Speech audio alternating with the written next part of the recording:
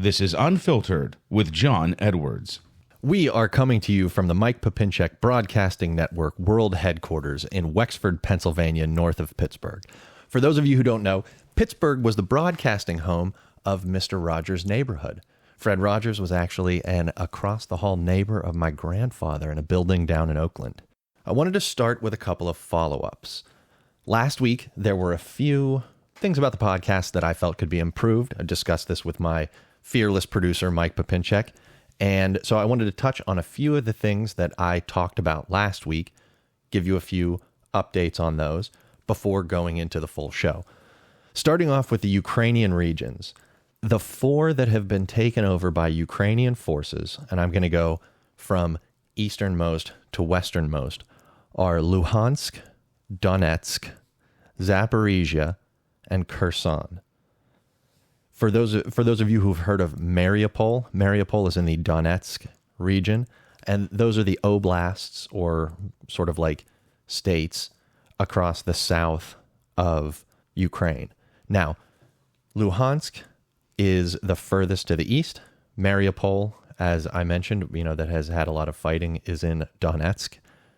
Zaporizhia is the next region to the west, and Kherson is the region just north of Crimea. That's where the water comes into Crimea from, and that has been a particular target of Russian forces. If you keep going west from Kherson, the next two oblasts, the next two states, are Mykolaiv, and then furthest west is Odessa, and that's where the city of Odessa is located. I just wanted to clear that up for those of you that are listening to this. It can be difficult to visualize things, and so I wanted to paint that picture for you. The second thing that I wanted to follow up on were the inflation numbers. What I said, I wanted to make sure that I had the exact number. So in August of 2022, 8.3% was the official inflation number here in the United States. We will probably get a new number for September in the coming days, weeks. I haven't seen an exact date for that announcement yet. So look for that, and I will let you know the new inflation number once I know it. The third thing that I wanted to follow up on, and I'm going to talk through this one a little bit more extensively, are mortgage rates. So I talked about how mortgage rates had gone up and how that might be impacting the housing market, and I wanted to talk through a few examples. So if we start with a $500,000 house, about a year ago, let's say, if you wanted a 30-year fixed rate mortgage at 3.3% with a 20% down payment, that's say $100,000 on $500,000 for the purchase price of the house, you could get a mortgage then with a monthly payment, and this is principal and interest only, of $1,751. So in order to buy this, that doesn't include HOA fees, insurance, taxes. That's simply the principal and interest payment of the mortgage, the $400,000 that you would be loaned to complete the purchase. Today, at 6.6%, which is a sort of a ballpark mortgage rate right now, $1,737 a month in premium and interest would only allow you to get a $340,000 house with a 20% down payment.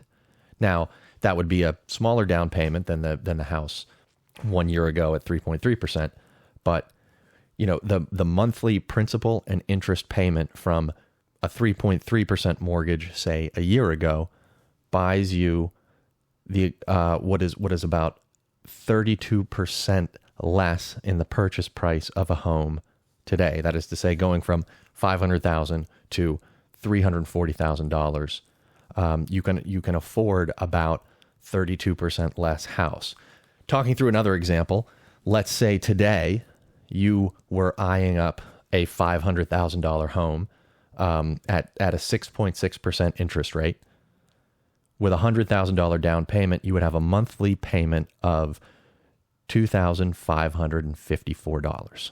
That same monthly payment, say $2,540 a year ago at 3.3%, could allow you to buy a $725,000 house with a $145,000 down payment. That similarly is about a 31% decline. And so if you think about what that means for housing prices, it's possible that housing prices could come down anywhere from 25 to 30%. Now, there are other numbers that go into what you can afford on a monthly basis: HOA fees, taxes, insurance payments. But just doing an apples to apples comparison in terms of just the mortgage rate, that's about where things stand. So I wanted to come back and have those be more specific numbers so that you guys could have a picture and some specific data around what I was talking about. Okay, moving on. Podcasts and preparation. So last week, I did not do enough prep. I thought that Off the Cuff might be interesting, and I picked the topics that I wanted to talk about, but it didn't totally feel polished enough. This was my first time recording a solo podcast, so I had a few things to learn. I had some things to practice. I did some speaking to myself. I listened to some podcasts and some radio people this week to prep for this week's show, and I wrote down more of what I wanted to say. So most podcasters, media people, they have been doing media work for years. They know how to speak, they know how to act, and they know how to converse. If you listen to them, they do things in a certain way. So I'm trying to channel Richard Hammond, Jeremy Clarkson from Top Gear and Grand Tour. I'm trying to put a little bit more animation into my voice. I'm trying to pay attention to my breath, my cadence, and my overall amiability. But know that a lot of these media people also have editors and equipment that take their voices a long way. If you're in a recording studio, there are things that can be done in editing to take out small sentences, breaths, anything, the ums and the ohms and the ahs that we all throw into daily conversation. So some people, when they're recorded and remastered and re-edited, can sound a lot better than what they actually sound in the studio. As you can probably hear, I am trying to pay attention to my breath. I'm not a trained speaker or trained singer, so that's something that doesn't necessarily come naturally to me. And hopefully in the weeks to come, I will do that a little bit better. So, speaking of preparation and the difference between the final product and the original recording, I wanted to talk today about influencers. Earlier this week, I read an article in The Guardian called "You Can't Cancel Me. Embattled TikTok star reinvents herself as a warrior for Jesus." This was out of The Guardian, and it's about, and this is a quote. This is the subheader of the subheadline of the article. "Brittany Dawn Davis now serves more than 1 million followers Christian content after a previous life as a fitness influencer." So this caught my eye for a couple of reasons. I don't know Brittany Dawn Davis, and this Guardian article feels like a little bit of a hit piece to me, but I'm inclined not to like people pushing religion in a mass market way. That's just a personal view. Now, I don't know much about Brittany Dawn Davis, and I don't know much about her, but the transition from fitness influencer to Christian influencer caught my eye, as did a lawsuit alleging some fraud during the fitness influencing and coaching era. For those of you who don't know, I was an early employee at Noom, which is a weight loss app company, and I worked on the virtual weight loss coach prototype. In fact, I think I was the world's first virtual weight loss coach. Now, I pay attention to a lot of fitness influencers. I follow a number of fitness influencers because I like to work out. I like to eat healthy. And my sister recently had a baby. And for any moms that are out there, they know that life with a newborn is very difficult. She and I have been talking about some of these fitness influencers and how fake their lives seem, and how much of a disconnect there seems to be between what a real life is and what an Instagram life is. So, for example, my sister sent me an Instagram post of a male fitness and health influencer that we follow, and this was a post of one of his tweets. He took a screenshot of his tweet, posted it to Instagram, and she first off noted how egotistical it seems to post a photo of your own tweet, which I think is kind of funny. So his tweet read, "Daily non-negotiables. 10 to 30 minutes of morning sun, coffee with heavy cream, 0.7x my body weight in protein, resistance training and some cardio, 1 to 2 cups of dark leafy greens, approximately 10,000 steps, 7 to 9 hours of sleep, and time to chill and laugh with my friends. Now, I don't know about you listeners, but that seems like a full day to me. And my sister quoted, this is what she typed directly to me: "This guy should try having a baby and see what his daily non-negotiables are then." Now, don't get me wrong, these are very admirable goals, and I'm going to go through them, and a great way to be healthy. But a lot of these are negotiable for a lot of people. Let me see here. Starting back with 10 to 30 minutes of morning sun. If you live in the Northeast, if you live in some climates, there isn't any morning sun. Yes, it would be nice to get outside and go for a walk for 10 to 30 minutes in the morning. You might knock out 2,000 to 3,000 to 4,000 steps. But a lot of people, a lot of parents, their morning starts before the sun comes up. And I don't know that they can get outside for that morning sun. So that's very difficult. Coffee with heavy cream. I've become a heavy cream user under the influence of this particular influencer. Heavy cream has choline, and so I've switched from sort of more milk in my coffee to cream in my coffee. That's I've also experimented with bulletproof coffee, but I don't have any problem with heavy cream in the coffee. Some people do, some people don't. 0.7x my body weight in protein. That's a noble goal. That's a lot of protein, and sometimes it can be difficult to accomplish that on a budget. I think that would be my only critique of that particular point. And resistance training and some cardio. I mean, for every single day having resistance training and cardio. I'm 38 years old, and I'll be going to physical therapy this afternoon, because if I didn't go to physical therapy once a week, I wouldn't be able to go to the gym 3 to 4 times a week. So, I think that, and then getting into 10,000 steps and 7 to 9 hours of sleep. 10,000 steps is about 5 miles for most people. And I can understand if you're getting half an hour of cardio, maybe you could run 3 miles. That would knock off a lot of your steps. And if you got your 10 to 15 to 20 minutes of walking in the sun in the morning, that would also count toward it. That's a huge goal.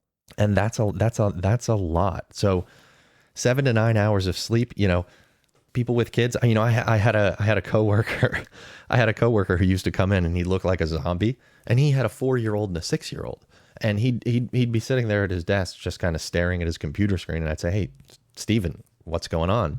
And he would say, when he was Aussie, I'll try to do the accent. "Oh, no, I don't know. My son was, he couldn't sleep last night, and we had to, didn't get much sleep." And I thought, oh man, and anybody who works with people who have kids, anybody who has kids, they know that it's especially a newborn. My sister hasn't been sleeping more than 90 minutes to 2 hours in any particular stretch. So don't get me wrong, these are very admirable goals, but having those as daily non-negotiables, that is really, really difficult. And a lot of those are negotiable for many people. So every single one of those things that he mentions, I have to say, I agree with him. Those are great targets. Those are great guideposts. But having them as daily non-negotiables, that can be really difficult. So on my end, now remember that last example was my sister sending me something. On my end, what I complain about, there's an influencer that I follow, and she also shall remain nameless. She is very pretty and works as a model. She has just over 100,000 followers. About 98% of her content is her being pretty, working out, and golfing. She does have a young son who she has put in a couple of posts, very rarely. So she's not any kind of mommy influencer. She's more a fitness and golf influencer. She reminds me of this Brittany Dawn Davis, who is sort of a fitness and Christian influencer for a very specific reason. She posted a morning routine that I sent to my sister, and this is what I remember of it. 4 a.m., rise and hydrate. And this is what I remember of it because it was a story and it didn't get saved. So I went back to look. 4 a.m., rise and hydrate. 4:30 a.m., pray. 5 a.m., get ready and prep a shake. 5:30, head to the gym. 6 a.m., gym routine. 6:45, shower. 7 a.m., ready for the day. Now, is that realistic? I really ask, who prays for 30 minutes? Now, I know some very devout people. I have some very devout Christian friends, and when I have meals with them, they pray, and they never pray for more than a minute. They may pray twice in a meal, but in aggregate, we're talking 3 minutes. 30 minutes of prayer is a long time. So long as to make me think, you know what, that's kind of unrealistic. What seems much more realistic is my morning routine.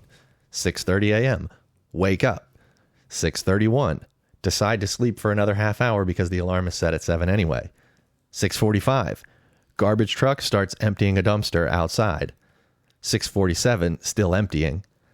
6:48, I get out of bed and try to make some coffee, feeling accomplished because I'm 12 minutes early to my alarm. I mean, whose morning routine among the influencers accounts for the garbage truck coming at 6 a.m. on Thursday? I can know that it's Thursday. I knew it was Thursday today because this morning the garbage truck was emptying the dumpsters outside my building. I know that's how I know it's Thursday.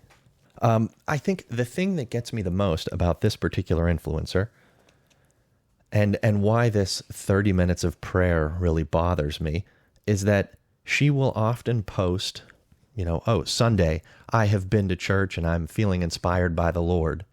And then the immediate next story is her in a skimpy bikini or a photo of her on a golf cart that almost looks like an upskirt. And I have a real problem with that in particular. It's okay if you want to be sexy online. It's okay if you want to show off your body. It's okay if you want to, she's a model. That's what she does. Sex sells. I really have a problem with that being, right up against the Lord Jesus Christ. And so, getting into it a little bit and taking the filter off because this is Unfiltered with John Edwards. I remember her once talking about her son and why she was a single mom. And her response was, he and I didn't share the same values. And I started to think to myself, I don't see your son all that often in this content. You seem to have a pretty full life. That morning schedule isn't the morning schedule of somebody with a kid, unless in reality it's 5:30 a.m. pray, at 5:31 a.m. start making peanut butter sandwich for son's school lunch. Her son really isn't mentioned all that much, to the point where I wonder, does she even have custody of him? Where does all the time come from to be a single mother and then to be in the gym for an hour? There is work going on there that you and I don't see because all we see are the final photos on Instagram. You guys don't see the work that Mike does to edit and remaster, and remaster is probably the wrong term, but make me sound better, cut out all of the pauses, trim down some of the places where I go off on a tangent and lose my place and then lose my breath and decide that, hey, you know what? I need a little bit of water. You guys don't hear that. We similarly only see her bikini photo. We don't see, did she need to get a sitter that day? Did she take her son to her mother and father? Does she have a nanny? Is her son sitting playing a Game Boy? Well, a Game Boy probably not today, but is her son sitting playing on a phone or an iPad offset of her golf shoot? I don't know. And that's really the subject of what I wanted to talk about today, which is influencers and media will show you one thing, and the truth is something else. And this made me think about a particular problem that we used to talk about in logic, and it's called the knight and the knave problem. And let me these are all logic puzzles. There are a number of them. Generally you go to some deserted island, and all of the people on the island either tell the truth or always lie. And you're put in certain scenarios where you need to determine if the person you're talking to is a truth teller or a liar. And there are myriad puzzles like this. There are tons of them out there on the internet. If you've ever taken a logic or a reason class, you run into these, because what they're trying to do is get you to think about asking one person one thing, asking another person the other thing, and determining what the truth is based on their responses. One of the classic ones, and I have this written down here, and hopefully it can, hopefully you can totally understand this. Okay, so this particular puzzle comes off of Stack Exchange, and it's 2 doors with 2 guards. One lies, one tells the truth. You are a prisoner in a room with 2 doors and 2 guards. One of the doors will guide you to freedom, and behind the other is a hangman. You don't know which is which. One of the guards always tells the truth, and the other always lies. You don't know which one is the truth teller or the liar either. However, both guards know each other. You have to choose and open one of these doors, but you can only ask a single question to one of the guards. What do you ask to find the door leading to freedom? So, if you think about this, there's a truth-telling guard and there's a lying guard. And behind both of these doors, there is, as we said, freedom and the hangman. Obviously, we don't want to go to the hangman, and we want to go to freedom. And if we ask something of the truth-telling guard, he will tell us the truth. If we ask something of the lying guard, he's going to lie to us. So if we ask the truth-telling guard, are you in front of the path to freedom? The truth-telling guard is going to say, yes, I'm in front of the path to freedom. If you ask the lying guard, are you in front of the path to freedom? He's going to lie. If he's not in front of the path to freedom, he's going to lie to you and tell you that he is. So if you say, are you in front of the path to freedom? Both are going to give you the same response. So the trick to this lies in asking one of the guards what the other will say about him. And I'll read the top-ranked response. If you ask the truth guard would tell you that the liar guard would point to the door that leads to death.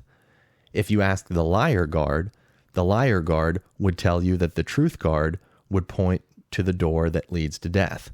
Therefore, no matter who you ask, the guard tells you which door leads to death, and therefore you can pick the other door. So, let me talk through that one more time. You ask the truth guard would tell you that the liar guard would point to the door that leads to death. If you ask the liar guard would tell you that the truth guard would point to the door that leads to death. Therefore, no matter who you ask, the guard tells you which door leads to death, and therefore you can pick the other door. Now, if that's puzzling to you, think about it this way. You can ask one of the guards, is the other guard guarding the door to freedom? And so if it's the truth-telling guard will say, yes, that guy is guarding the path to freedom. And if it is the lying guard will tell you, yes, that guard is guarding the path to freedom. And so you want to take the other door. Does that make sense? Sufficiently perplexed? Okay. Anyway, if you want to check this out, this is on puzzling.stackexchange.com, and it's 2 doors with 2 guards, one lies, one tells the truth. So The final topic that I wanted to talk about today, and it ties a little bit back to a previous topic, which is health influencers. That's masks and some of the COVID-19 policies that we've had. And I've been thinking about masks because I haven't been seeing them as much. Now, I live close to the university, and a lot of the university students are still wearing masks outside. And I've thought a lot about the evolution of mask wearing during COVID and where we seem to be today. I mean, this being October of 2022, we are about 2.5 years from March of 2022, which was the height of the COVID-19 pandemic. And in March of 2022, just about everybody was trying to wear a mask or stay inside. March, April, May of 2022, masks were everywhere. And then there started to be a pushback against masks. And initially, prior to early March of 2020, February of 2020, and this is on Fox News. Dr. Anthony Fauci and Surgeon General Jerome Adams warned against buying and wearing masks in early spring 2022. They said officials recommended against wearing masks early in the pandemic because at the time there was a shortage of PPE for medical workers who needed it most. Now, not long after, Anthony Fauci and other members of the governmental health apparatus started saying that we did need to wear masks. Even near the end of 2020 and into 2021, recommending 2 masks. The original use for the mask in Asia was to signal to other people that you felt unwell. And as we were always told initially in the pandemic, so after March of 2020, the main reason for wearing a mask, as we were told, was keeping droplets from coming out of our breath and out of our mouths and traveling through and potentially infecting somebody else with COVID-19 if we had it. So the original use for the mask was to keep a person from infecting other people. That soon changed. Everybody wanted to wear a mask, thinking that the thought process in people's heads was that the mask protected them from others. Whereas the mask at its origin in Asia and originally in the United States and other parts of the world during the pandemic, it was meant to keep the droplets from infecting other people. As time went on, the confusion around the masks and the differing messages, I think, only made things more confusing for people. Why do I say that? I often think honesty is the best policy. And that if Anthony Fauci and Jerome Adams had come out and said, look, masks are effective at keeping you from getting sick or keeping you from infecting other people, but America, we have a shortage of PPE and we really need that for the healthcare apparatus. Please don't run out there and buy them. Please don't use them. Use other measures. I think people would have abided by that. I think people would have been proud to do that. I think they would have responded, but the messages that they were getting from the healthcare apparatus were muddled and they were continuously changing. And now I understand that the science changes. I understand that we learn things over time, but this seemed to be one of those places where we didn't learn a ton. And to pull up an article about face masks from the Mayo Clinic, and this dates back to July 10th of 2020. It's called Debunked Myths About Face Masks. And this is one of the top results that you will see if you look up narratives around face masks. I forget the exact Google search, but here are 4 debunked myths, as they say. Myth: I'm not sick, so I don't need to wear a mask. Their response: simply put, wearing a cloth mask helps decrease the spread of COVID-19 virus. The CDC now has shown that a significant number of people with COVID-19 lack symptoms. These people do not know that they are transmitting the virus to others when they talk, sneeze, cough, or raise their voice, like singing or shouting. Wearing a mask helps to lower the transmission of respiratory droplets to other people around you. You should wear a mask to protect others, and they should wear masks to protect you. So one of the things we know is that asymptomatic spread really doesn't happen. We've learned this in the intervening 2 years or two plus years since this article was published.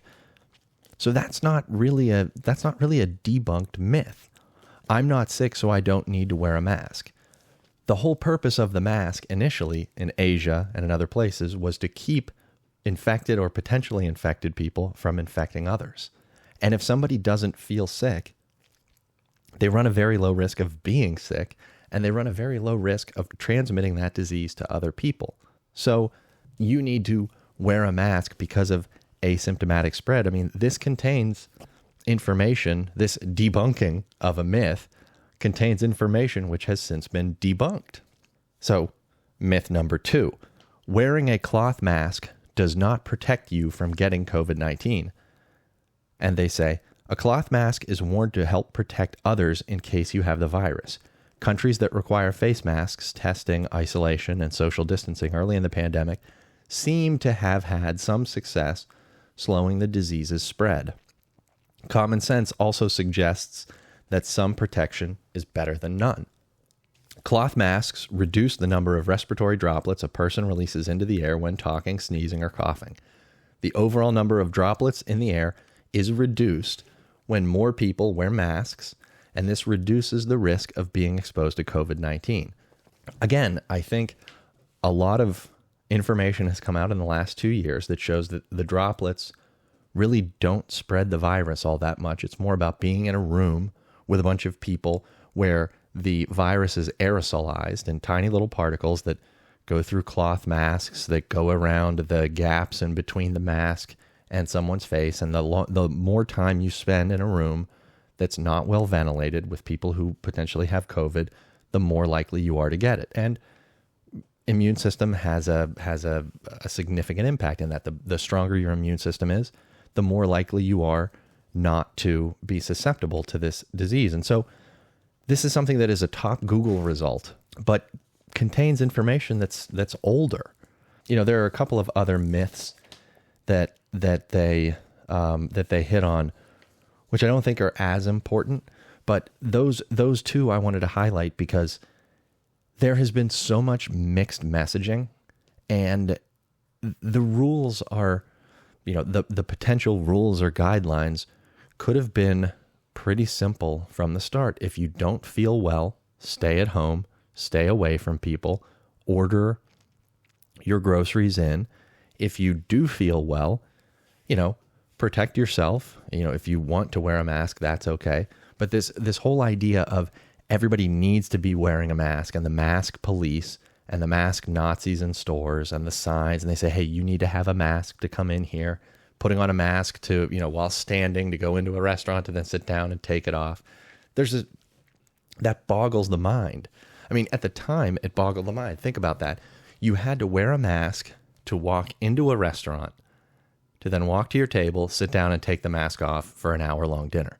There were people who were panicked about being in the sort of respiratory plume of other people. They didn't want to run by joggers who weren't wearing a mask. There were people who were running and doing cardio exercise in a mask, inhibiting themselves from getting oxygen. I mean, we really went to a place with masks, I think, that seems ridiculous and absurd now that we look back on it.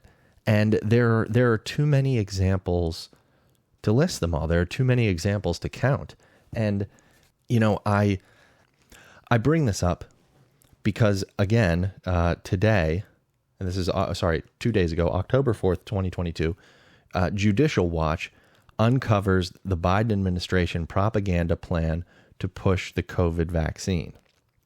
And Judicial Watch listed a number of things that the administration and the Department of Health and Human Services were doing to educate the public about the vaccine, and that includes things like Vaccine engagement package to all entertainment, talent, and management agencies.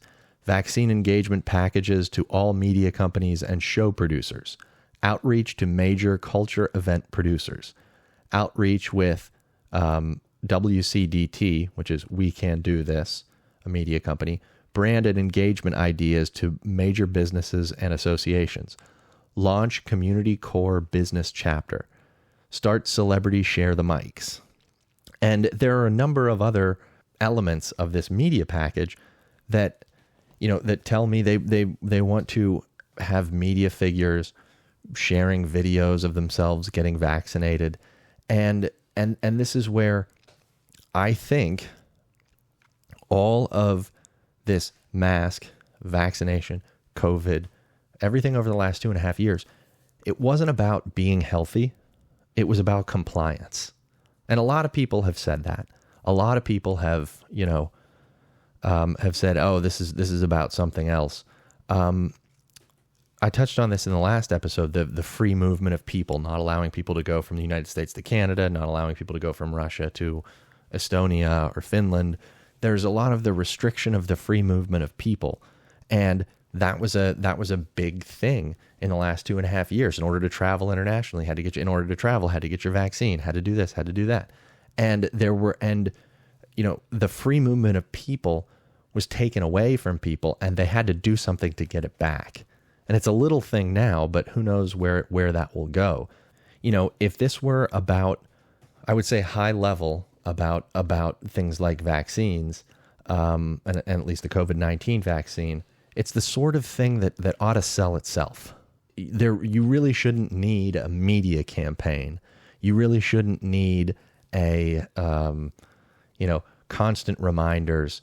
If people want the thing, if they see value in it, they'll go get it. I think really it's, I don't want to touch on the vaccines too much because we'll probably get shadow banned or demonetized or whatever. I wanted to talk more about masks. But I think that this is more about compliance and about having people believe a certain thing than it is about actual health or actual truth. Because if they had been truthful from the start, they would have said, look, these masks, kind of work at keeping you, if you're sick, from giving it to somebody else, but we really need them for our healthcare apparatus. Please don't go out and buy them. Please, don't run the prices up. Please don't do anything bad. And let's all be adults about this. I think that would have worked out a lot better. So that's all that I have for today on the independent side. And I'm going to turn it over to my producer, Mike, for the second portion. You have been listening to Unfiltered with John Edwards. So kind of going, well, first off, sorry I didn't have any coffee. That's okay. Yeah, I do have a bottle. I'm not a coffee drinker. It's something I never really got into for whatever reason. Not sure if it was the I don't want to follow everyone into Starbucks, kind of that thing, or I just didn't really have a taste for it. I think that was the bottom line. But kind of going, well, first off, welcome back for your second show. Thank you very much. Unfiltered with John Edwards. Just to go through a few things that you talked about. When I moved to New York City, we were both in New York City around the same time. That's correct. And I was there getting my master's degree. And I'm a musician. I have music degrees, and there are a lot of Asian students that are in the halls of Juilliard and the other great music schools. And I remember the first time I saw one of them wearing a mask, a young Asian girl, Asian woman walking down the hall wearing a mask that we have now seen a lot of in the United States. And I just didn't understand it. Some said, oh, well, she's probably sick. And, they wear a mask when they're sick. Where if me and you have a cold, I've never worn a mask when I have a cold or anything. Me either. Usually I just stay home. And I obviously don't go around a lot of people. If I'm sick, I stay home and try to get better. But even if I was sick and had to run to the grocery store or the, Walgreens to get some Sudafed or something, I still wouldn't wear a mask. It's not something that we're used to seeing in our culture. Right. But I did find that very interesting. And it's so interesting how it's something that I think has been in their culture for quite some time that is now moved over to the West. Well, and thinking about something that, I mean, I wouldn't call this cultural appropriation. Well, no, but I'm just saying but it's something that is normal for them that is now, I assume, might be normal for us, where when someone is sick, they wear a mask. Yeah, so I don't think that the people walking around with masks right now are indicating to anybody that they're sick because they look perfectly healthy. I think they're wearing it out of habit, and so something that could have been potentially very useful. Mm-hmm. You know, that seems like a pretty intelligent way to go about it. You don't feel very well. You know, germs could come out of your mouth. You put the mask on, that keeps the germs from going on other people. And visually, it also tells you, hey, this guy's not feeling well. I'm going to keep my distance. Yeah. That seems pretty smart. Yeah. But now, today in America, you see a person who's wearing a mask. What do you think? Right now, I think when I'm at the grocery store, 99% of people don't have masks on. Right. And you see one guy with a mask. And I think that's just one of those weirdos who's just continuing this kind of overreaction. The guy who is he's had the Kool-Aid of the COVID mask thing. Or he is someone with MS or I don't know, something where he literally can't afford to get COVID. Because it's still there. Like my grandma's 95 and she lives in a senior living facility, and they just had another outbreak. Oh, okay. Okay, so it's not like it's gone. And he might have cancer. He might be on chemo. So you don't know so all these things go through my head. He's either some wackadoodle who has just gotten out of his bunker, who's still wearing a mask. Right. Or he is someone with, what are they called? Pre-existing condition, or like the morbidity. Comorbidity. He has one of those that is just, he literally cannot afford. Like COVID to him is like, COVID to me is not, I've had it twice. Well, it's not life threatening to me. Either way. So maybe the mask is starting to work in that. If somebody's wearing a mask now, you probably just want to keep the hell away from them. Yes. Right. So either they have a comorbidity, they have some kind of issue, and you don't want to, you don't. I don't know what I have. Like, oh, maybe I could pass them something. Maybe I could have the flu. Maybe I could have a cold. I probably don't want to get them sick. Or if they don't have a comorbidity, they're just completely insane. Yes. And it's probably in my best interest to stay away from them. Yeah. So the mask is now going to be who we stay away from. Are they wearing a mask? No matter what, stay away.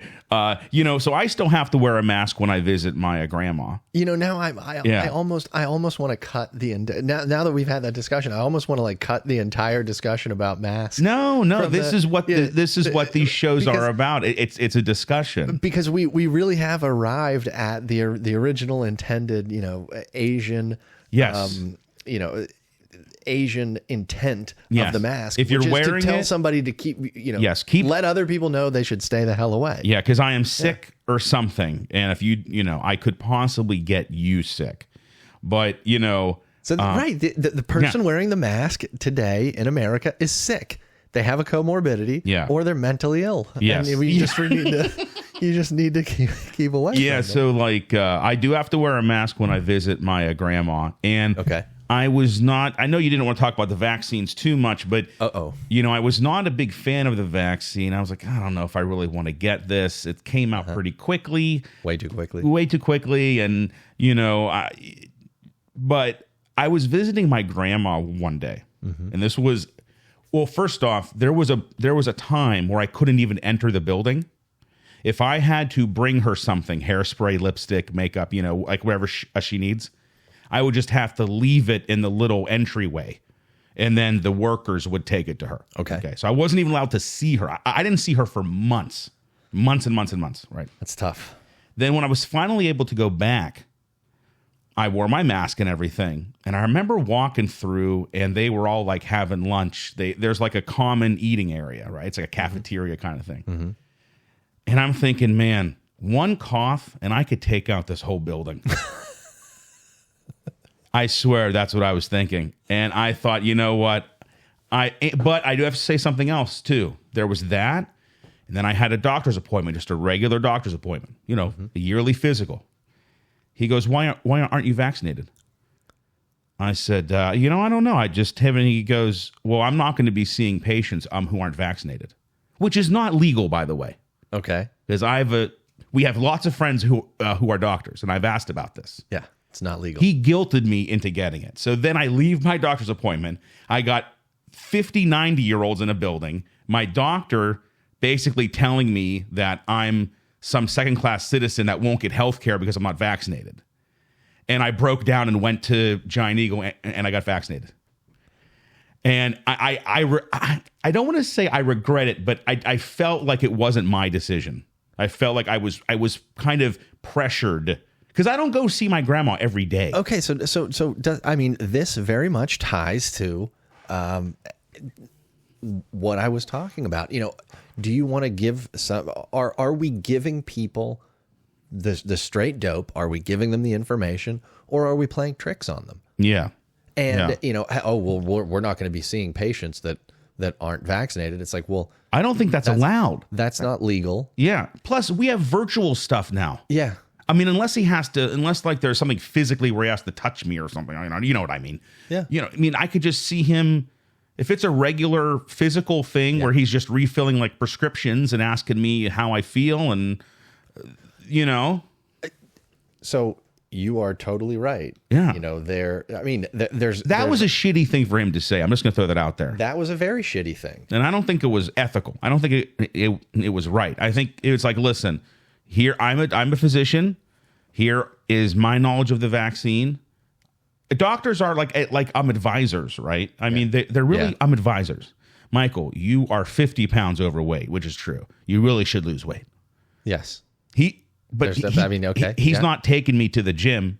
He's advising me, and then I have to then take his advice and act on it. Michael, you really should be vaccinated. Here's why. Yeah. I'm not going to see you if you're not vaccinated. There you go. Okay. Right. Okay. It's like, it's like, hey, Michael, I can lay out all of these cases why, you should lose X pound. That's why I was saying, yes. It's like, yes, that's the right way to go about it, is to say, hey, here are all of these statistics. It's really going to benefit you in XYZ way. Yes. This is a thing you should do. That's how things should be. Here are the benefits of wearing them. Now, I heard that the cloth masks were the only mask that actually works is the N95. Right. And now my sister is a doctor. She wears like a N100, N1000. It looks like a big military double connected. Oh my God. It's like formed to her face because she deals with COVID patients, obviously, like in the hospital.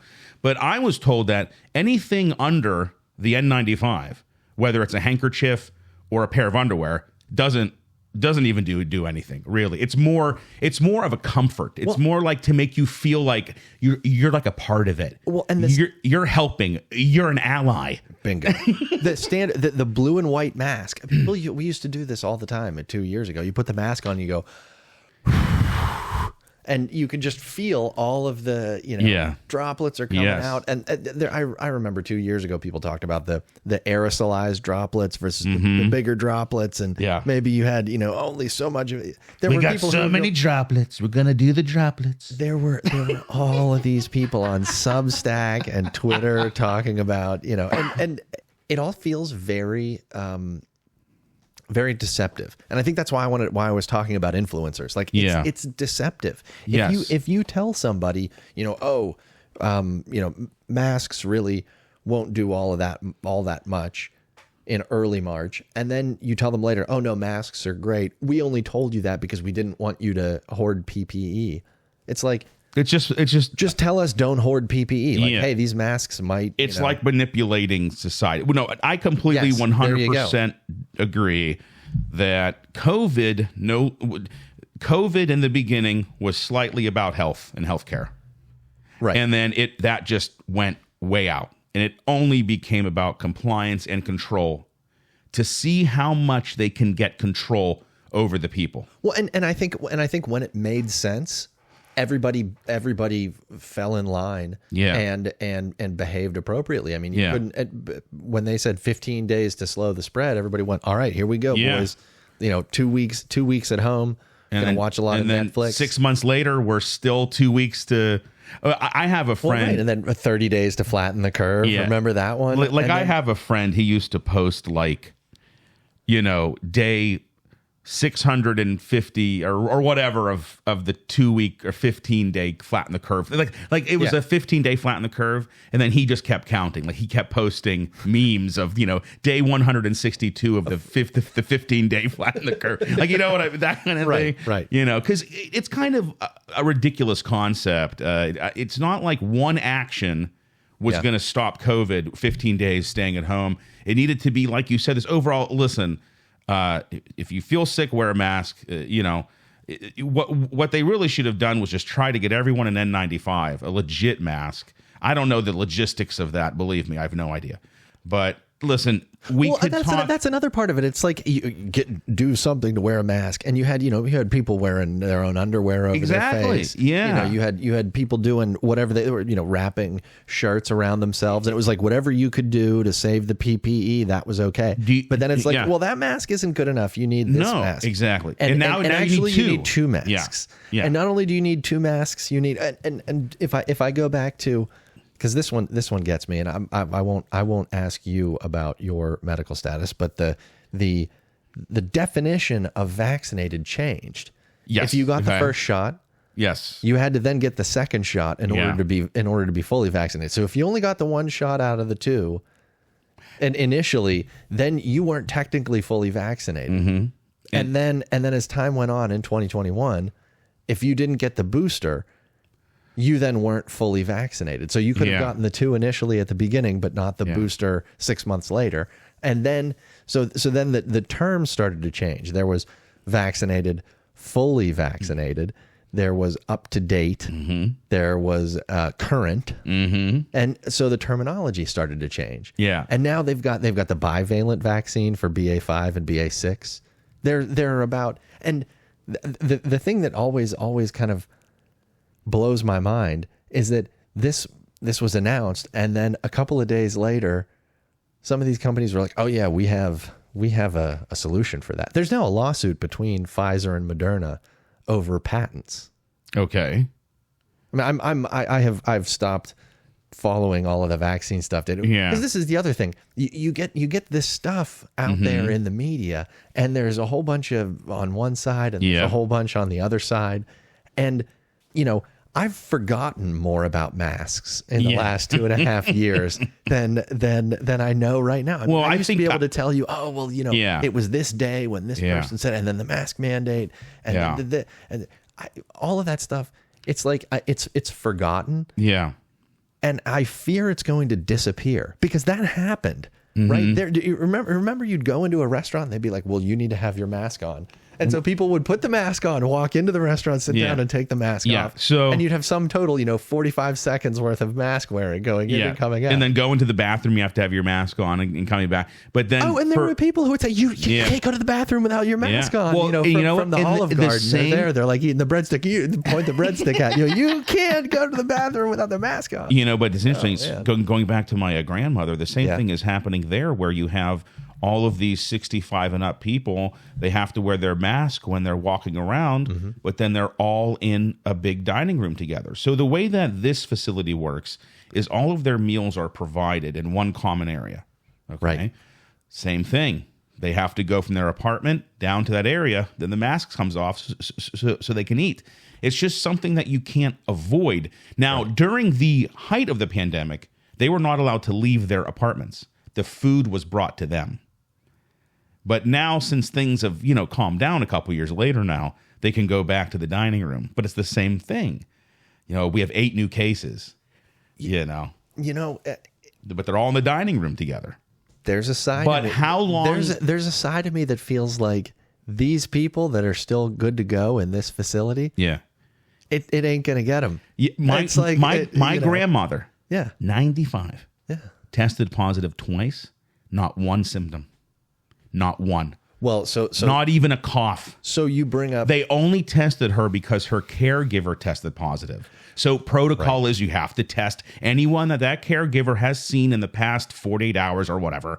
You have to test. And they called me and said she tested positive. I called my siblings and I said, guys, grandma, 93 at the time or whatever. And we were like, oh no, grandma. Oh no. She goes, what's COVID? What's this? What's the virus? I said, I don't feel bad. I feel good.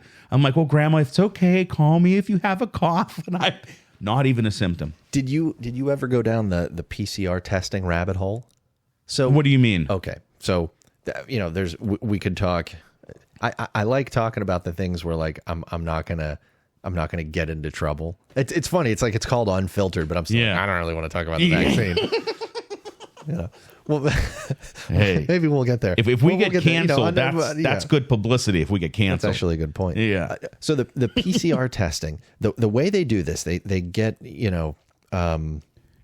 get some saliva, phlegm, whatever it is. Yeah. And they put it through all of these cycles. They talked about the cycle threshold. So you put this thing through 40 cycles of trying to replicate some particular DNA to look for particles of the virus. That's roughly how the PCR test works.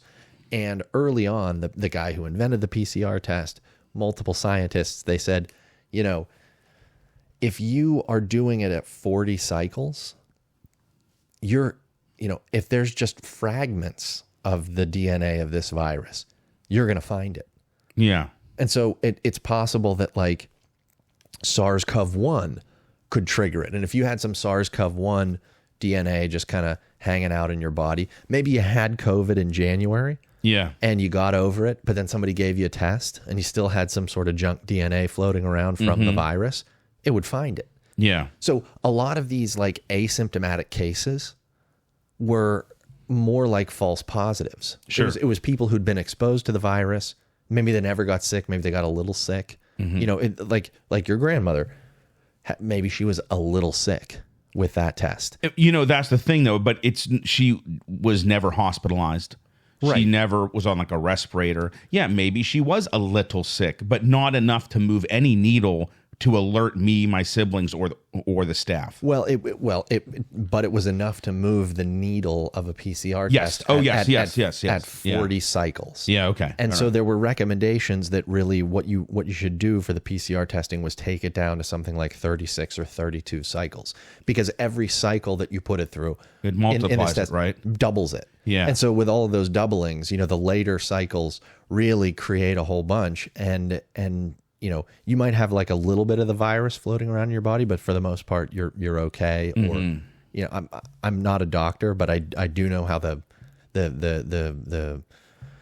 PCR test worked, and I remember reading everything that people were saying about it, and it's like that cycle threshold was a huge thing and was causing a lot of false positives. It was causing a lot of this attention to asymptomatic spread. Yeah. And we don't talk about asymptomatic spread anymore because most people kind of looked at that and they were like, oh yeah, the medical professionals are like, oh yeah, if you're doing 40 cycles to replicate this DNA, that's too many. Yeah. And you're gonna get false positives off of junk virus in somebody's body. And I also thought it was funny. I think it was somebody like Trump who said, can you believe with the testing where apparently you can sneeze on somebody and give them COVID, but in order to find it, they got to jam something up to the back of your head, up your nose and into the back. Yeah. And that was the kind of thing that always sort of made me go, hey, that's a really good point. That is a good point. Think about that. You could just sneeze on somebody. And you're wearing a mask so that you can't sneeze on somebody and just give them COVID. But in order to test you for COVID, they need to take something and jam it up your nose and into the back of your head. Tickle your brain. Well, every time I've been tested, I've only done where you drive through the pharmacy. Oh, and they you do it yourself. They put it through the little drawer thing. And you don't have to stick it all the way up. You just do a few twirls in your nostril, hold it, and then you put it in a bucket, and Quest Diagnostics picks it up and takes care of it. So I've never actually... Now, my sister, who's a doctor, in the hospital, they were tested all the time, and she had her brain tickled a lot, and it's very uncomfortable. Yeah, that's I not watched good. I watched it happen to my grandma, and I'm not doing that. I've had a couple of the brain tickles. I'm not I've had into some of the, I no longer get tested. No. I refuse tests. You know what? If I got sick, like a sinus infection kind of sickness, or Yep. I think the last time I had COVID, the first time I thought I was going to die. I really should have gone to the hospital, but I didn't. I was kind of stubborn. The second time, it was like a regular cold. When was the first time? Oh boy. It was around Thanksgiving. Thanksgiving. And I Okay. remember that. So, what, March it started? March. So The following- 6 months later. following November, I was in bed for 2 weeks. I coughed for 2 weeks. Oof. I thought my voice is going to be, for those who do not know, I'm an opera singer. I thought my voice was going to be gone. I thought this is going to destroy my instrument. And I just couldn't do anything about it. And I thought to get a ventilator shoved in, they can paralyze your vocal cords. I was like, you know what? If this is my time, it's my time. If I can't sing anymore, why even live? If I can't do any radio or podcasting, if my voice is shot, well, might as well sayonara. So I just stayed in bed for 2 weeks, and one day I woke up and I wasn't like well, but I was better. It's kind of like mono. Yes, it's a lot like mono. So mono, when I had mono in college, I was deathly ill for 2 weeks. My tonsils were like golf balls in the back of my throat. And then one morning I woke up and I was better, but mono lingers. But Right. so does COVID. I couldn't breathe properly for weeks after my initial 2 week death thing that I had, where I was showering coughing. Because I had to at least be clean one day a week or something. I'd be in the shower hacking my lungs out, trying to shampoo my hair and soap up, but if I laid on my right side at the right angle, I'd stop coughing. If I had a certain angle, but if I deviated a degree, I would just hack away. So I had it back in March, April of 2020. Yeah. And like OG COVID. Yeah, in New York. That's OG in COVID, New York, man. yeah. And Wow. I didn't really have the cough, Yeah. but I had the chills and the shivers and the sweats for 1-2 days. Yeah. But like you were saying, like mono, for then 2 weeks, I was I almost couldn't walk to the kitchen. I'm out of breath, tired. Yeah. I remember in college, Remember the pulse ox? Did you ever get a pulse ox? Mm-mm. That was one of the ways to test.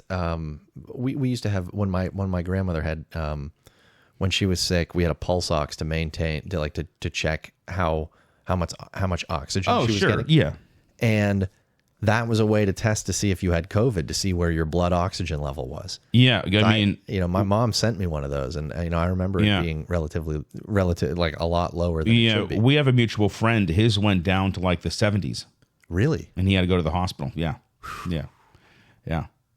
No, but that's understandable though, because it is all about lung capacity. I mean, who knows what my lung capacity was when I was sick, but I was coughing so much it didn't matter. Well, and it's funny to hear you say that about them telling us what we should do. It's like you weren't told directly what to do by your doctor. It was like he was manipulating you. He's like, well, I'm not going to be able to see you if you don't. That reminds me. It's not just me. He said, and I'm going to paraphrase him, but he said, "I'm considering not seeing unvaccinated patients." Something along those lines, like. Those who, and that's interesting. Like from thinking about like the knight and the knave and the logic puzzles. Yeah, that's not anything definitive. Yeah, you know what I mean? Like exactly. that might not get him in trouble. No, well, he has to work, because I could have complained. Right, I could have easily emailed whoever at UPMC, I don't even know who, and said, "Listen, I understand the importance of public health and vaccines and the seriousness of COVID." But, I'm feeling bullied into getting the vaccine, and I feel like it's not my decision. Yeah. It's my doctor bullying me into getting or to making said decision, and not giving me the information about why.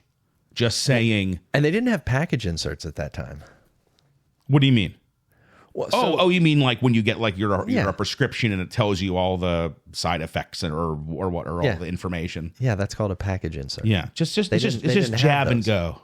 Well, we're gonna jab and go, folks. We're gonna jab and go. The No Agenda guys had a great clip the other day of get the damn jab, get the damn shot, on, man. Get the damn Well, come on, man, get the jab. No one fucks with Biden. Oh, did you hear that? Nobody fucks with a Biden. Oh man! Frankly, I've seen a lot of prostitutes fucking with Hunter Biden. Yeah, that's right. But I love hot mic stuff. Hot mic stuff is it's hysterical. It's hysterical. But you know what? We could talk for hours about this stuff because it's such a dense and interesting. We've gone through. You know what? Did anything else resonate with you there in that in the solo portion? You know, I have to say the I don't really follow influencers. It's not really something that I'm like into. Right. But I love the influence. These people live off of likes, shares, and subscribes or whatever. Right. I mean, without the followers, they're working at Starbucks or they're just a fitness guy at Crunch, which they still might be a personal trainer at Crunch. But, without the followers, they don't get, they don't get Nike. I'm just making this up. Say, hey, wear our T-shirt. We'll pay you. Make sure to wear a Nike T-shirt. Right. When you make your TikToks or Reels or whatever. And so to make their lives fantastical in a way, to make it almost seem impossible, it's like it's clickbait. For sure. I'm obsessed with serial killers. I just finished the Jeffrey Dahmer show. Okay. And I'm scrolling through YouTube. That's all I do all day is watch YouTube. And because I was doing a little research on Jeffrey Dahmer, like I wanted to watch his actual interviews because they do a little interviewing with Jeffrey Dahmer in the show, like the police, but they kind of, how sometimes a character might be a combination of multiple like real people, just for dramatic purposes. They it's just too much to have. So like one character, right? He might have like one shrink in the show, but he really had like 6 shrinks. Yeah, but they just kind of put it all together. So I've been watching some of his real interviews about eating people and stuff, and just casual eating people. And there was this video of serial killer memorabilia. Like serial killer collection. So it's this guy who's a collector, but it was clickbait because the majority of the video was like Tom Brady jerseys and he only at the end did he even have something from John Wayne Gacy. You know what I mean? Like I expected a 30-minute video of like these are Ted Bundy's shoes. Or this is it was just there was a little bit of it, but this guy who made this video knows that if you put serial killer in all caps right in the front, it's gonna, and then in the small print, it's gonna people like me who hope like these are Jeffrey Dahmer's glass. You know how he wore those like dad glasses? These are a pair of his real glasses, like because they know it's clickbait. But I did want to mention praying for a half hour is possible. It just depends on how you pray. As a Catholic, the rosary itself can take over 20 minutes if you do it properly. There's devotionals, there's chaplets, even reading the Bible in a meditative way is considered praying. So I find the idea of praying for 30 minutes is possible. I've done it. It's feasible. However, what I think you're trying to say is it's not realistic within the course of everything else. Well, it's how it's being presented. Where look, it's like, to get my abs, you got to wake up, do 10 minutes of sunshine, and then cardio. And it's like all these things that really help get that 6-pack. But realistically, to do these things in the morning, there you go. Yes, it is possible to pray for 20 minutes. It's possible to pray for an hour. You can, yes. I'm sure there are the Muslim call to prayers. I mean that's a lot of prayer. And in the Catholic religion, it's called the liturgy of the hours. The Liturgy of the Hours is technically any Catholic could do it, but you pray 5-6 times a day. There's morning, so you can buy like the book of the Liturgy of the Hours. Yep, I'm aware of this. And you know what I mean? But usually not a lot of lay Catholics do it. It's more like the priests and the nuns, they kind of focus on that kind of thing. So they're praying for hours a day, either just with people, I mean, the Catholic Mass is a prayer in itself. Even in the name of the Father, Son, Holy Spirit, Amen. That is a prayer. Yes. They're praying all the time. However, what we're talking about here is someone who is, trying to get clicks. Well, and I think also comparing that that morning routine at 4:30 a.m. prayer, 5 a.m. something else, with the fitness influencer, you need 10,000 steps. It's like, yes, 10,000 steps is a great goal, but like if I go into my Apple Health here, let me look this up. Well, so the 10,000 steps is a pretty arbitrary number. If you were like Mike, I'm going to help you get back into shape. Okay. Right. What you would do is say, okay, wear your smartwatch for a day or your Fitbit. Go about your normal routine. And at the end of the day, clock how many steps. Let's say it's 2,000. All right. Yep. You know what would be a great improvement? 4,000, not 10. 10 would be great. Just double it. Figure out a way to double it. And then if one day you get to 10,000, when I sold cars, I would do 12 to 15,000 steps a day. Because you're running around. Just walking around. Because if a car is all the way on the other side of the lot, I got to go and get it. Yeah. I mean, there's tons of walking around in the car business. So really, the thing about steps is you just need to improve on what you're doing right now and build upon it. I mean, going from 2,000 to 10,000, that might not be feasible for you. You might not have the lung capacity. You might not have the cardiac health to do that, depending on your situation. And I'm just looking at my, Apple Health step counts to get a sense here. Over the last month, my step count's been about 4,700. Now, that might, I don't know if I always take my phone with me when I run or when I get, so step count could be higher, it could be lower, all that stuff. But I guess that's where I'm going with the 30 minutes of prayer. Maybe she is doing 30 minutes of prayer. Yeah. Maybe this guy, his daily non-negotiables, he gets up, he bangs out, a coffee. He's got his coffee in hand while he does his 15-minute walk to get his, to get 1,000 steps. And then he's got his, after, you could take all of those health things and kind of shovel them into about 2 hours. Yeah. 2-3 hours. That doesn't leave a lot of the rest of the day. If you work an 8-hour job and it takes you, half an hour commute each way, so that's another hour, and then you got kid responsibilities and stuff like that. That's a full day. Yeah. And that's, I guess that's why I love the idea of 30 minutes of prayer. That seems so wholesome. Right? That seems so wonderful. And you understand admirable. that prayer, whether it's Christian prayer, whatever, is meditation. So if you're not into Christianity, you don't want to pray to God or Jesus. It's really meditation. So and a lot of people are doing meditation. Yeah. But still. It's 30 minutes of 20 to 30 minutes of just silent. Now, as a Catholic, reflection. We have a lot of written prayers, our Father, Hail Mary, the Rosary, a lot of things that we can recite. I don't necessarily have to sit there and go, God, yesterday I ate too much. I shouldn't have those chicken fingers. You know what I mean? You know what I mean?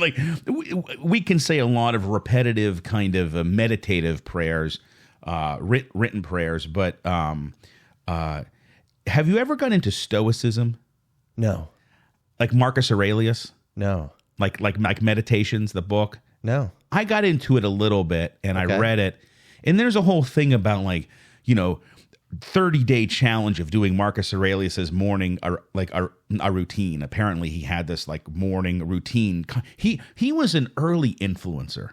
Okay. If you kind of look at Stoicism and Marcus Aurelius and his morning routine, and I think it's him. I'm pretty sure it's him. I could be wrong because there's a lot of Stoic authors, but I'm pretty sure Marcus Aurelius had this like morning routine that he did, and people do like a 30-day challenge of, meditation and running, or I don't know what it is, because I've never really like looked into it. Like 75 hard and Whole 30. Yeah. All of these, 30-day fitness Yeah, and it's challenges. kind of like, it's about discipline. And I can see how these influencers, whether they do it or not, if other influencers are doing it, okay, I'm going to post my non-negotiables, or I'm going to post the 10 things I do in the morning, like the 10 things I do before my first cup of coffee or something. It's quick. I do like 2 things before my first cup of coffee. I'm just and it's saying, like get out of bed and then pour the coffee and make the coffee. But it's quick. Right. It's easily digestible. Like if I click on an article, the 10 best computers, I don't know, I just made that up, and it's all pros, and it doesn't have in bold 1, 2, 3, 4. I don't read it. It's not digestible when it's in prose. I don't want to search for the 10 best. I want to see them real bold. These are the 10 best computers with a blurb under it if I want to read more. I'm not an Apple guy, so if number 1's an Apple, I'm skipping down. I don't care to read about the Apple. I want to see the list of the 10, and then I'll read the blurbs. I'll read the little essay on the ones that I'm interested in. Right. So in defense of the influencer, we don't want to hear that really she prayed from, 4:30 to 4:35. Or what she prayed. And then was making her kids lunch. Yeah. Now, this is the thing. In the list is digestible, right? Okay. So let's say I found her without you mentioning. Oh, she prays. And then I'll look for maybe what her prayer life is like. I don't need to hear it in that post. I want to see that she prays. I want to see the headline, and then maybe try to find the more specific. Here's my devotional. Here's my Bible. Here's maybe she's Catholic. Here's my rosary. It was my grandmother's.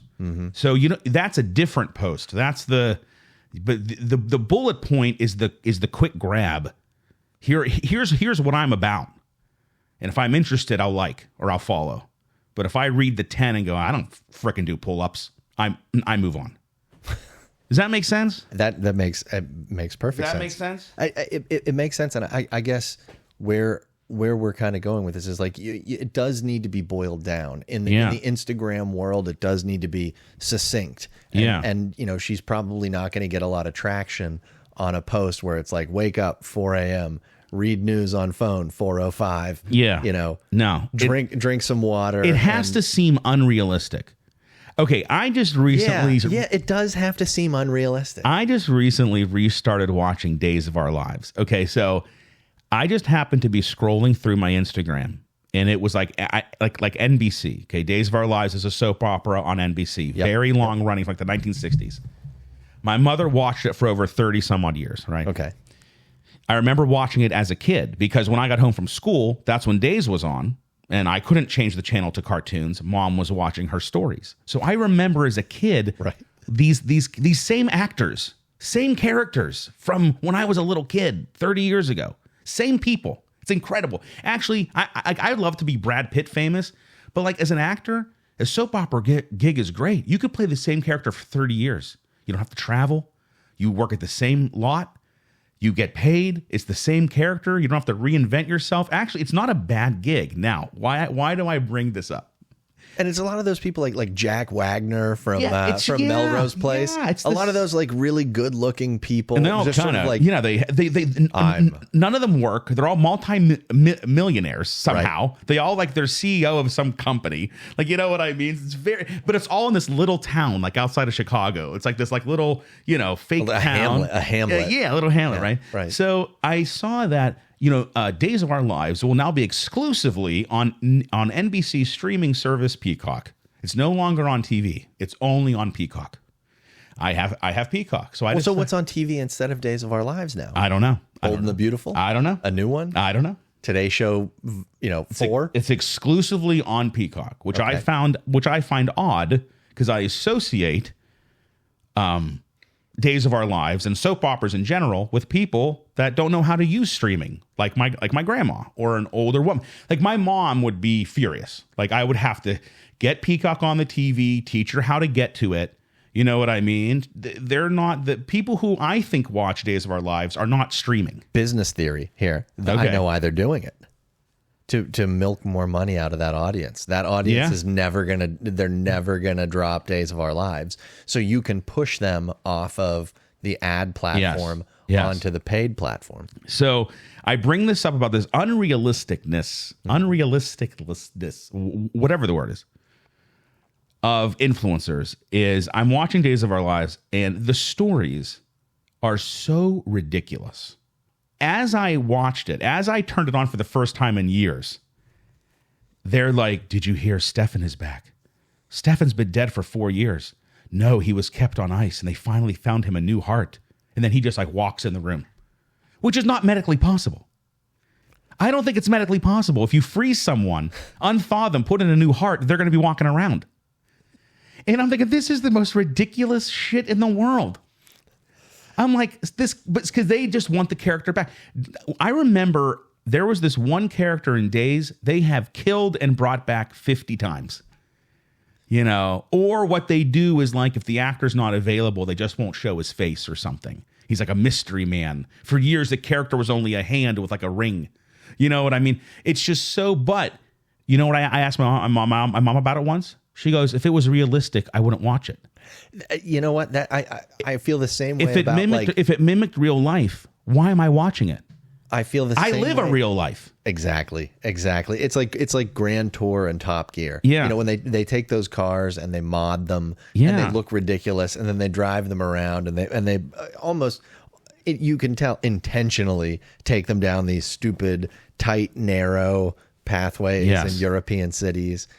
They know that they're not going to fit through. They know they're going to scrape them. Yeah. That's intentional. Yes, it's entertainment. Exactly. You would never do that with a supercar. No. You would never do that. No. But Jeremy Clarkson and Richard Hammond, they can do that with a McLaren. They can do that with a Lamborghini. Like they can scrape the bottom of, and there's probably some theatrics to it. Yes, I'm sure. Right? But they're doing things with vehicles that we can't. Right. That no one would ever do. Yes. And on purpose. Right. Well, because we've all seen the videos of the McLaren underwater in Florida. Right. That obviously was not ideal. Right. We've all seen people peel out and just, you know, from a Cars and Coffee. And then next thing you know, they're in the median. Exactly. But that happens. Well, you make a really good point, which is if it weren't over the top, people wouldn't consume it. No. In a way, it's these influencers need to be larger than it's like the thought that I had coming into this podcast was a lot of these influencers are really no different from the models that they would be in another context. You know, we look at like Christy Turlington and Kathy Ireland and Cindy Crawford. You know, they'd put beautiful women in an advertisement wearing, you know, so I don't know, Chanel or something like that. Yeah. And you look at them and the point is to get you to look at the beautiful person. Yeah. And then you buy the thing. So an Instagram influencer is no different. You're already looking at like they're beautiful. You want to look at them. Yes. So they're selling you something like they are a living advertisement. It's just instead of being a flat picture and a little bit of, you know, tabloid for, you know, Cindy Crawford marrying whoever. Yeah. I don't even know. Yeah. Richard Gere, maybe. Yeah. Instead of that, it's, you know, someone like the Kardashians or, you know, Paige Spiranak, you know, these living Instagram models who then they have lives and it's like, oh, hey, you know, here's this thing that I like, golf. Yeah. And then people are like, the greatest golf influencer. Yeah. You know? Yeah. I mean, I once saw this extremely attractive young woman as a golf influencer. I don't know who it is, but for all I know, she's a crappy golfer, but she looks like a Playboy model. Well, and she has probably 1 million followers of her on the golf course. And she's like, I'm here, you know, reviewing this golf course. And for all I know, she's as bad as I am. But as long as the video shows her hitting a ball straight, that's all she needs. Well, and again, she might be a phenomenal golfer. I don't know who this person is. I'm just saying in general, just the quick first impression is she's found a niche. I'm gonna golf in a very short, like tennis skirt with her cleavage. Let's just be honest. Right. Yes. I'm going to get some guy to film me hit a golf ball straight, maybe after 50 tries. And then we're going to go golfing. Quote, I'm doing air quotes. Well, I don't know though. I mean, for all I know, she's a freaking WPGA golfer. But when you look at just the quick package, I might follow that as a 12-year-old boy because she has big boobs. Well, and I think that's at the heart of it. They may have taken 50 takes. Yeah. Right. And you don't know. Most of our conversation, some stuff will get edited out of my solo portion at the beginning, but like this has been all extemporaneous. We've just been, rolling. Yeah. Not a lot of it's going to get chopped out. Yeah. And so this will go and live. Mm-hmm. And we don't know how many balls it took her to hit that one dead straight. Same thing goes for, the Dude Perfect guys. Remember them? They do those like trick shots. Yeah. Oh, yeah. That's all. No idea. Yeah. And I've actually heard a lot of that is they use green screen stuff. Oh, sure. Oh, yeah. For sure.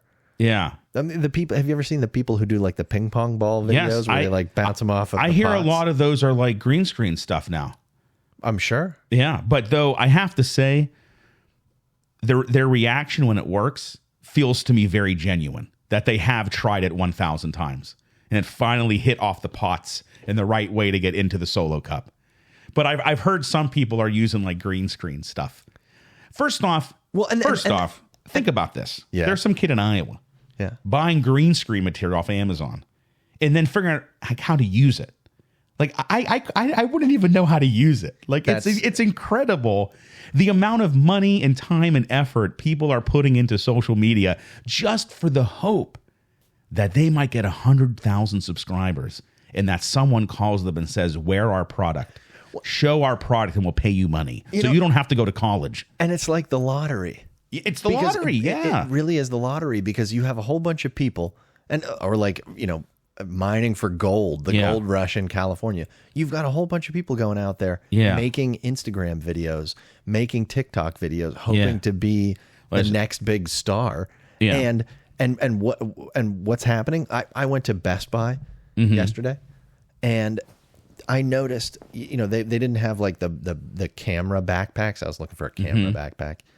They didn't have camera backpacks, but they did have a whole bunch of shit for being an influencer. Yes. Ring lights, stands. Yep. Podcasting equipment. It's all up microphones. Front. Staples the same way. It's all up front. It is there. I mean, these companies are selling that stuff. Yeah. And so you've probably got a couple of people who are, Mr. Beast. Yep. And well, it's just like anything. You got 10,000 dudes today. Right. Just moved to LA to be an actor. But only one of them gets to be Brad Pitt or like George Clooney. It's the same thing. The difference is those guys who go to LA to be in movies, they don't even make movies.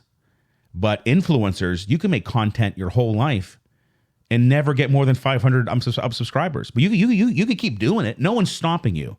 Where the movie industry will one day stop you. They'll just stop hiring you.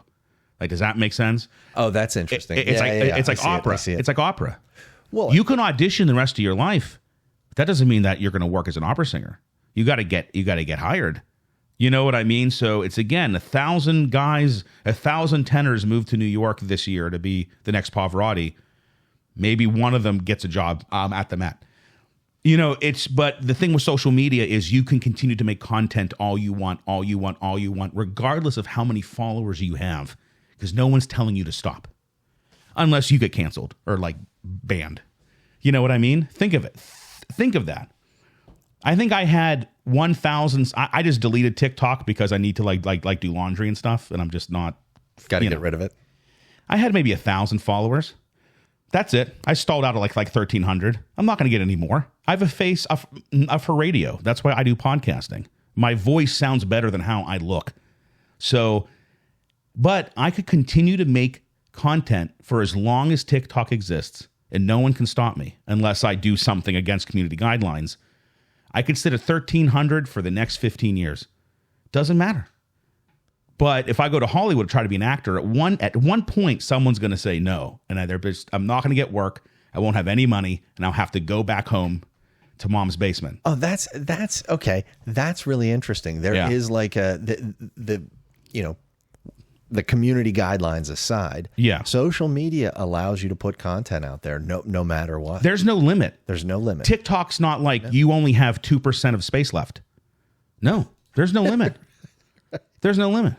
Well, TikTok wants you to post as much shit as you can, whether people like it or not. Like, you know what I mean? They just keep posting. keep posting. You know, They'll keep showing because it to there's people. algorithms. I figured out the TikTok algorithm.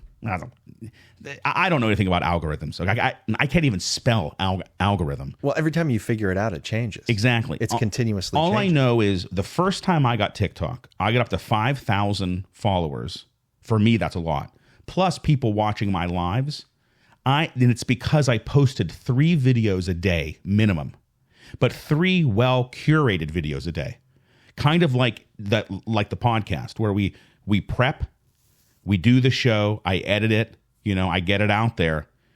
These TikTokers aren't just, now some of them, they might just hit play and go, but usually just like this, they are prepped. They are curated for a specific thing. They do a couple of takes. So when you watch it, it's like a produced video. Not a lot of big TikTokers are just people with their doing a selfie like video. These are well-produced ring light, editing, Oh, yeah. green screen.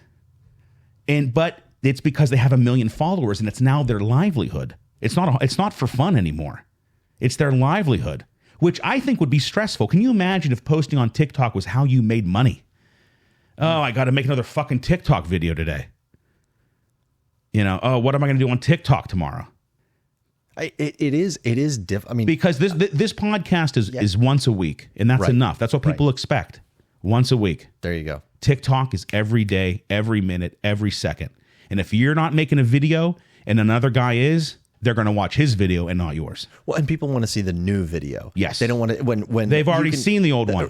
Influencers will recycle their old photos and their old Yeah. videos. They'll Yeah. repost something. They'll go back to, the tweet with the daily non-negotiables. Yes. They'll throw that up. It's like, oh, every Monday I throw that one. Yeah. They, So this guy Yes. tweeted his non-negotiables, Yes. screenshotted and put it on like Instagram. yes. I can kind of understand that. I see how it's like egotistical. Well, but, he is an author. but he is, but he could have, instead of reposting his tweet, he could have just created a post with his non-negotiables that was for Instagram. I have, so when I make YouTube videos, I have Adobe Express, which I could make on it a YouTube thumbnail. So this is a pre-ratioed thing that's specifically for YouTube thumbnails. Okay. And I can edit it and add text and pictures and stuff. Guess what? There's something called an Instagram post, which is designed for their post ratio. He could have easily typed his non-negotiables and made a Facebook or Instagram specific post instead of reposting his tweet. Or does he want people to see his Twitter handle? I think it's a little bit. Of that. Yeah. I think one, you like want conceptual. you want people to see your Twitter handle. Yeah. There are some Instagram accounts which are just screenshots of people's tweets. Like there's somebody Yeah. who's more of like a Twitter person, and so their Instagram presence is screenshots Have their tweets. Yeah. I mean, I think that's a I don't thing. understand Twitter. I've never understood it. Well, it is interesting because the guy is he's an author, and when you think about things like posts versus Twitter, Instagram post versus Yeah. Twitter versus a book versus a podcast, each one of those mediums lends itself to, or did I say mediums? Each one of those media Yeah, sure. they lend themselves to different things, like a book. You sit down with a book, you read through it, and there's a bunch of knowledge in there that's supposed to sit with you for the next, rest of your life. I Sure. guess. Yeah. Pick a a book on your shelf. It's like you want the information from that to last. I have a like, lot to of go books. with you, right? Yeah. I just started Jordan Peterson's The 12 Rules for Life, anecdote or whatever it is for a chaos, whatever the full title is. Right. So Jordan, 12 rules for life. Yeah. 12 rules for life. If he does a rule every week, in 12 weeks, Well, he's got to start back at the first rule. You know what I mean? Yeah. There's a certain thing where like the news lends itself more to Twitter and Instagram and daily content. Because there's a new thing that came out. Hey, the Times or the Post, they write something about it, and then they make content for Instagram, whatever, to direct people to that article. That's Hey man, we've covered a lot of topics. Social media, the internet in general, talking about changing the world, changing the landscape. You literally could be famous from your basement without ever going to New York or LA, or if you want to be a model, going to Paris. You know what I mean? Like you used to have to go. Well, no, I am an opera singer. I still had to go to New York. And if you want to be in movies, you got to go to LA. Like, you know what I mean? True. But if you just want to be click famous, internet famous, and they're not even really famous. I mean, I could literally be behind someone at Giant Eagle, our local grocery store, and the girl in front of me could have 1 million followers, and I would never know it. Just because she has 1 million doesn't mean I know her. I've never seen her. Right? Does that make sense? But she could have 1 million followers, and I would never know. So how famous are they? Is that, you know what I mean? How long could it even last? Right, because everybody knows Bill Clinton. Yes. Everybody knows Donald Trump. Everyone knows. Everybody knows Barack Obama. Yeah. Frankly, I don't think I knew who Vince Flynn was before I saw your Vince Flynn books. Vince Flynn is one of my favorite authors. And I had no idea. He writes political. Well, he passed away of cancer a few years ago, but there's someone else who was. So it's like the show 24.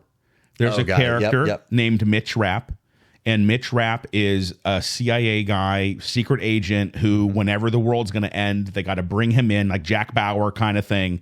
It's all political thriller. The vice president is trying to take over the government, kind of political thriller stuff. Right. And Mitch Rapp. So it's the Mitch Rapp. So he's in every novel. And there's someone out there who's still writing Vince Flynn novels about Mitch Rapp. You know what I mean? So his novels are still, the story continues, but Vince Flynn himself has passed away. It's a little bit political thriller plus, like, how... who was it? Clancy, who kind of Tom Clancy. Yeah, he brought in legit military, he just didn't say the helicopter. He said the Black Hawk, Like, he was very specific about current military, equipment, and procedure. He does that kind of stuff as well. Kind of brings that in. And they made a movie. I've never seen it actually. They made a movie out of the first book, but I've never seen it. But he's probably sold millions of copies. Millions. But you've never heard of him. There you go. See, but it's just like with cars. Like I've gotten into cars lately, and there are still things. Oh, I won't like the Top Gear guys, the Grand Tour guys. They'll bring up, and I go, I have never heard of that. I didn't even know that was a thing. Yeah. And there's then an entire subculture on the internet around Lancia racing. Oh yeah. And you go, I remember seeing a Lancia one time. Yeah. And there's a whole backstory. Oh yeah. Those stories are everywhere. Yeah, but just like anything, whether it's politics or cars or music or being an influencer, or a furry for that matter. There's subcultures upon subcultures, and you see from the studio here, I have a lot of Batman and Superman and comic book stuff, and people get into what they're into. And I'm not an expert on Superman or Batman or DC Comics, but I have a certain proclivity towards certain things. And you go to my basement, you see all my Darth Vader and Star Wars stuff, the pinball machine, the Vader helmet, the Vader lightsaber that's mounted on the wall, all kind of stuff. And people get into what they're into. For me, it's not cars. I mean, we go to these car shows, we enjoy them, we have our vehicles. Yep. But our friends will forget more about cars than I'll ever know. And it's not that I'm not interested. It's just I didn't grow up around that car. They grew up with that Ferrari poster on the wall. Right. I didn't grow up like that. My dad never had sports cars and stuff. Yeah. He wasn't into that stuff. And it's not that it's right or wrong. It's just people are into what they're into. I mean, my whole bedroom as a kid was all Star Wars. Legos, action figures. I would hang X-Wings from the ceiling. All kind of stuff. I mean, that was my jam, you know, and I used to have every action figure. I could tell you everyone who was in the cantina, you know, I mean, I used to know. You knew it inside and out. Inside and out. That was my Lambo or Ferrari. The Millennium Falcon was my F40. Got it. You know what I mean? Yep. You know what I mean? I do. So people are into what they're into, you know. But hey, listen, there are some Star Wars influencers. I guess they're influencers. And it's like incredible, you know. They have their lightsabers, and they're usually young, very attractive women who just, I don't even know if they like Star Wars. Maybe they just decided this is like a niche that I'm just going to tap into the Star Wars geekdom and get a million followers. That's the other thing. Do they even believe in what they're doing? Do they even believe in it? Or is it like everything else in this world? It's the dollar, you know. That might be the big question for next week. All right, guys. John, thank you so much for being here. This has been Unfiltered with John Edwards.